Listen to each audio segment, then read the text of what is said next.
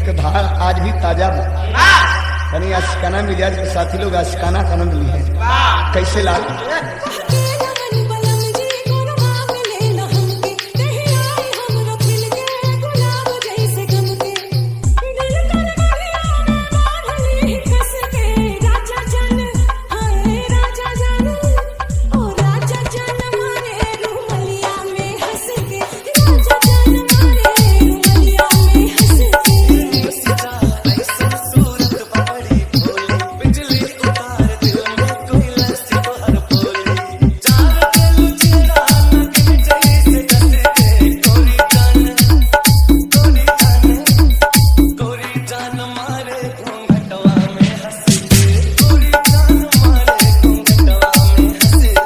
जहर खाओ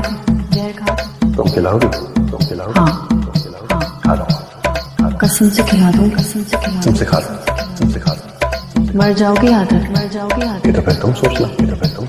मैं तो मर जाऊंगा तुम मर गए कसम से मैं भी मर जाऊंगी।